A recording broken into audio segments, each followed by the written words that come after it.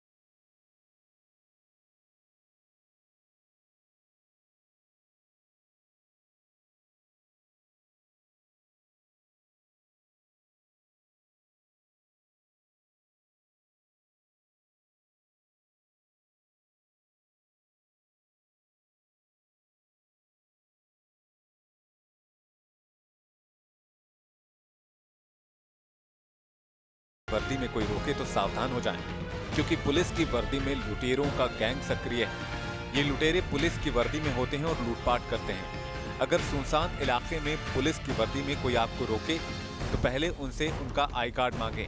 ये आपका अधिकार है और असली पुलिस कर्मियों की पुष्टि होने पर ही उनको जांच करने दें। आपकी सावधानी में ही आपकी सुरक्षा है। दिल्ली पुलिस द्वारा जनहित में जारी। मैसेज की तह तक जाने के लिए हमारी टीम ने सोशल साइट को खंगालना शुरू किया। चंद मिनटों की मशक्कत के बाद ये मैसेज घूमता घूमता इसकी पड़ताल में जुटी हमारी टीम तक भी पहुंच गया।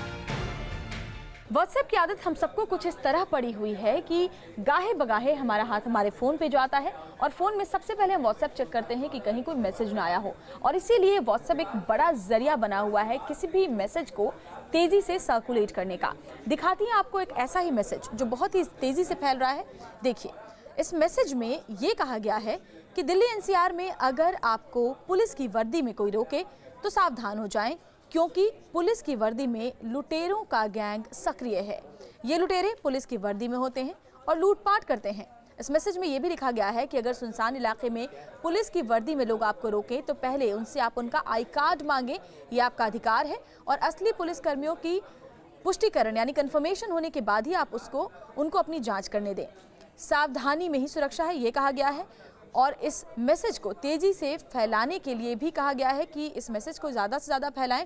यानी कि दावा किया गया है कि दिल्ली एनसीआर में आजकल लुटेरों का एक ऐसा गैंग सक्रिय है जो लोगों को रोकता है और उसके बाद वो गैंग लूटपाट करता है। पुलिस की वर्दी में ये लोग होते हैं ताकि आसानी से लोग उन्हें देखकर अपनी गाड़ी रोक दें, अपनी आई कार्ड को या फिर अपनी कोई भी उनके पास इंफॉर्मेशन हो उसको शेयर करें। और बाद में पुलिस कर्मियों की ड्रेस में जो लोग होते हैं वो दरअसल लुटेरे होते हैं और वो बाद में लूटपाट की घटना को अंजाम देते हैं। इस तरह के मैसेज बहुत ही तेज़ी से सर्कुलेट होते हैं क्योंकि लोगों को लगता है कि ऐसे मैसेज उनकी सावधानी से, उनकी सुरक्षा से जुड़े हुए होते हैं। लेकिन क्या ऐसे मैसेज सच हैं या फिर इनमें झूठ शामिल है? 26 जनवरी का मौका है, लिहाजा पुलिस खास सावधानी बरत रही है। जगह जगह सुरक्षा जांच की जा रही है। ऐसे अहम वक्त में वायरल मैसेज की पड़ताल बेहद जरूरी थी। हमने बिना देर किए इसकी पड़ताल शुरू की ताकि दूध का दूध और पानी का पानी हो सके। हमने अपनी तफ्तीश कुछ सवालों के इर्द गिर्द रखी। पहला सवाल, वायरल मैसेज सच है या झूठ? दूसरा सवाल, क्या दिल्ली एनसीआर में कोई ऐसी वारदात हुई है? तीसरा सवाल, क्या पुलिस ने किसी ऐसे गैंग का पर्दाफाश किया है? हमने वायरल मैसेज की पड़ताल शुरू की। दिल्ली के कोने कोने में हमारी टीम पहुंची। हर थाने के रिकॉर्ड को खंगालने की कोशिश की गई। अक्सर सुरक्षा के चलते कई जगहों पर पुलिस बैरिकेडिंग की जाती है और साथ ही साथ मौजूद होते हैं पुलिसकर्मी जो कि वहां से गुजरने वाली गाड़ियों को रोकते हैं और उसमें रखे सामान को चेक करते हैं। जो भी व्यक्ति संदिग्ध पाया जाता है उसे अपने साथ चेकिंग के लिए ले जाया जाता है और इसी तरीके से पूरे सामान की चेकिंग की जाती है, गाड़ी की तलाशी ली जाती है।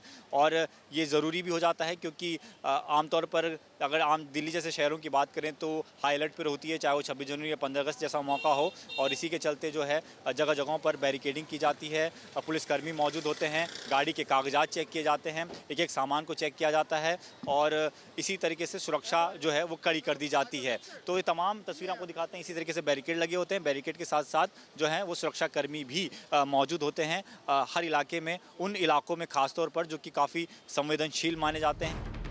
अभी तक की पड़ताल में हमारे हाथ ऐसा कुछ नहीं आया जिससे मैसेज के सच या झूठ होने का पता चल सके। लिहाजा हमने जांच का दायरा बढ़ाने का फैसला किया क्योंकि सच किसी भी कीमत पर सामने लाना था। Team news nation. तो वर्दी वाले लुटेरों के बारे में वायरल मैसेज का सच है क्या? क्या सिर्फ ये एक अफवाह है या फिर इसमें कुछ हकीकत भी है? जानने के लिए देखते हैं ये रिपोर्ट।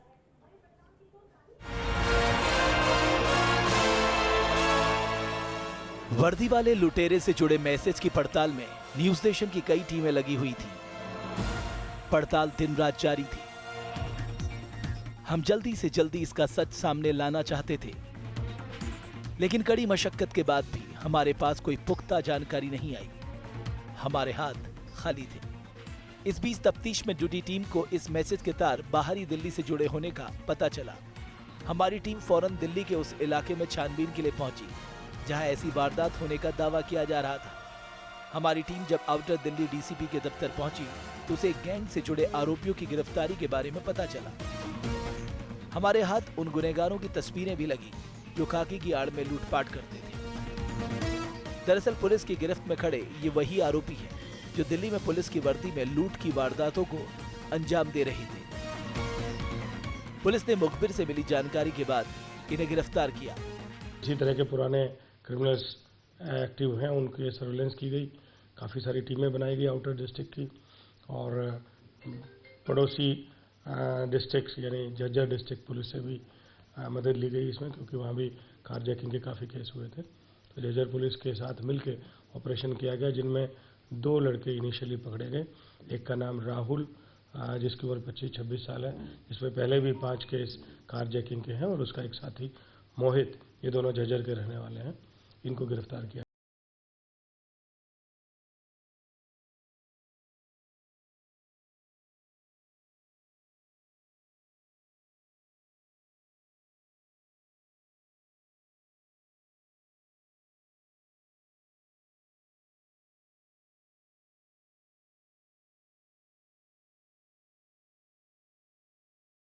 जिसने सब इंस्पेक्टर की ड्रेस पहनी हुई थी उसके पास अप्रोच किया और उन्होंने अपने आप को ऐसे इंट्रोड्यूस किया एज इफ वो लोग पुलिस ऑफिसर्स हैं और उनके साथ बाकी भी पुलिस ऑफिसर हैं जो सिविल वर्दी में थे। उन्होंने उससे लिफ्ट मांगी और रिक्वेस्ट किया कि उनको नांगलोई की तरफ छोड़ दिया जाए। 4 जनवरी की काली रात को याद कर आज भी हनीफ की आंखें दहशत से भर आती हैं। उन्हें उस रात का एक एक मंजर याद है। जब उन्होंने अपनी आपबीती बताई तो उनके चेहरे पे खौफ साफ नजर आ रहा था। 4 तारीख की रात को मैं अपने दोस्त का बर्थडे करके आ रहा था, तो 11:30-12 बजे का टाइम था। पीरा गड्डी के पास मैं चाय पानी लेने के लिए उतरा, तो एक पुलिस ड्रेस के अंदर एक बंदा मेरे पास आता है और कहता है कि भाई कहाँ जाओगे? मैंने कहा मैं सुल्तानपुरी जाऊँगा। वो कहने लगा कि हमें नांगलोई थाने छोड़ दो।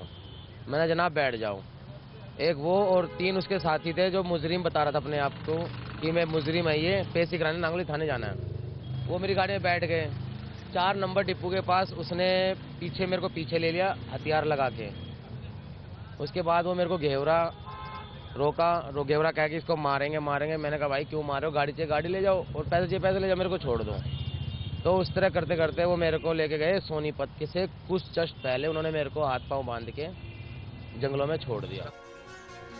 हनीफ की गाड़ी में बैठने के बाद लुटेरों ने उसे हथियारों के बल पर काबू कर लिया और फिर उसे इधर उधर घुमाते रहे। इस बीच गाड़ी में पेट्रोल खत्म होने लगा तो बेखौफ बदमाश पेट्रोल डलवाने बवाना के एक पेट्रोल पंप पर पहुंचे। बस यही चूक बदमाशों पर भारी पड़ गई। पेट्रोल पंप पर लगे सीसीटीवी कैमरे में बदमाशों की तस्वीरें कैद हो गई, जिससे पुलिस के लिए उनकी पहचान करना आसान हो गया। रास्ते में उन्होंने एक बार कोशिश करी थी बवाना के अंदर पेट्रोल डलवाने के लिए, पर वहाँ पेट्रोल पंप बंद हो चुका था। फिर उन्होंने जीटी करनाल रोड में पेट्रोल पंप डलवाया था। वर्दी पहने हुए थे वो? एक उसे वर्दी पहना हुआ था, 2 स्टार लगा रखा था उसने। तो क्या करता है, अपने आप को क्या बताया था कि पुलिस वाला है? क्या क्या लिस्ट मांगी थी? उन्होंने कहा था मैं पुलिस वाला हूँ और 3-4 कैदियों की वो करवा के लानी है मुझे नांगलोई थाने के अंदर पेशी। पूछताछ के बाद आरोपियों ने 2014 से वर्दी की आड़ में लूटपाट की वारदातों को अंजाम देने का गुनाह कबूल किया है। बदमाशों के मुताबिक वो अब तक 2 दर्जन से ज्यादा वारदात को अंजाम दे चुके हैं। ऐसा पहली बार नहीं है जब पुलिस की वर्दी पहनकर लूटने वाला कोई गिरोह दिल्ली या एनसीआर में पकड़ा गया हो। पुलिस के मुताबिक ऐसी लूट की वारदातों से बचने के लिए सावधानी बेहद जरूरी है और संदेह होने की स्थिति में पुलिसकर्मी का आई कार्ड भी चेक किया जा सकता है।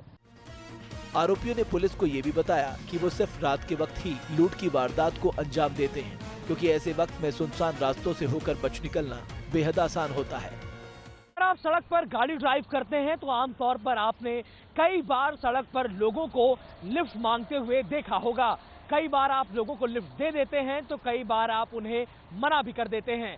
लेकिन अब दिल्ली एनसीआर की सड़कों पर एक ऐसा वर्दी वाला समूह सक्रिय हो गया है जो कि सड़क पर आपसे लिफ्ट मांगेगा और उसने पुलिस की वर्दी पहन रखी होगी। आमतौर पर ज्यादातर लोग वर्दी को देखकर गाड़ी रोक देते हैं और उन्हें लिफ्ट दे देते हैं, लेकिन हम आपको बता दें कि ऐसा वर्दी वाला ग्रुप सक्रिय हो गया है जो कि वर्दी पहनकर आपसे लिफ्ट मांगेगा और इसके बाद आपको लूट लेगा। पुलिस की वर्दी में लूटपाट के पीछे बदमाशों का मकसद आसानी से लोगों को शिकार बनाना था, क्योंकि सड़क पर चलने वाला कोई भी शख्स उन्हें पुलिस समझकर आसानी से लिफ्ट दे देते हैं। उन्हें ये पता नहीं होता कि पुलिस की वर्दी में वो लुटेरे हैं।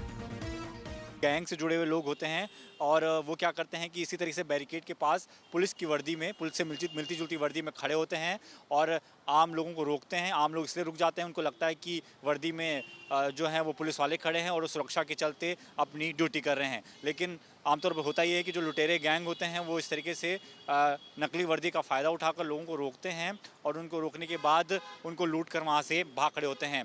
लेकिन लोगों की कन्फ्यूजन ये रहती है कि आखिर वो समझे कैसे कि कौन पुलिस सही है और कौन गलत। पुलिस गिरफ्तार आरोपियों का नेटवर्क खंगाल रही है, साथ ही उनका पुराना रिकॉर्ड भी निकाला जा रहा है, यानी सोशल मीडिया पर वायरल मैसेज सही है। किसी सुनसान इलाके में पुलिस के रोकने पर उनका आई कार्ड जरूर मांगें, नहीं तो आप भी वर्दी वाले लुटेरों का शिकार बन सकते हैं। Team news station. और अब बात करते हैं गैंग की जो दिल्ली में सक्रिय है।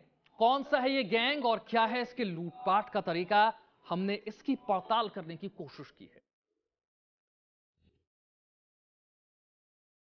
दावा किया जाता है कि दिल्ली एनसीआर में क्राइम की जितनी भी वारदात होती है उनमें से 10% वारदातों के लिए ठग ठग गैंग जिम्मेदार होता है। क्राइम का ये आंकड़ा हैरान कर देने वाला था। कैसे ये गैंग लोगों की गाढ़ी कमाई पर हाथ साफ कर देता है, इसका सच सामने आना जरूरी था। न्यूज नेशन की पड़ताल की पहली कड़ी में जब इस गैंग की मोडस ऑपरेंडी को करीब से जानने की कोशिश की गई तो हैरान कर देने वाली तस्वीर सामने आई। इंटरनेट पर क्राइम का पूरा कोना ठग ठग गैंग की कारगुजारियों से भरा पड़ा था।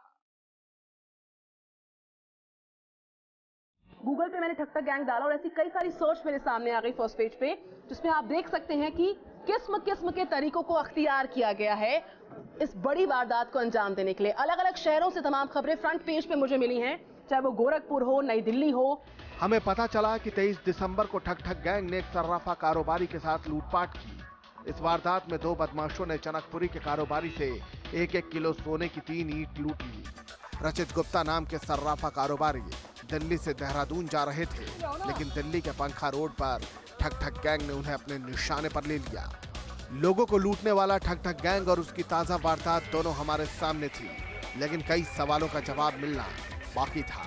मसलन ये गैंग कैसे कार में सवार लोगों को निशाना बनाता है, कैसे गैंग के बदमाशों को गाड़ियों में कीमती सामान ले जाने की जानकारी मिलती है, और दिल्ली के पंखा रोड पर हुई वारदात को ठग ठग गैंग ने कैसे अंजाम दिया।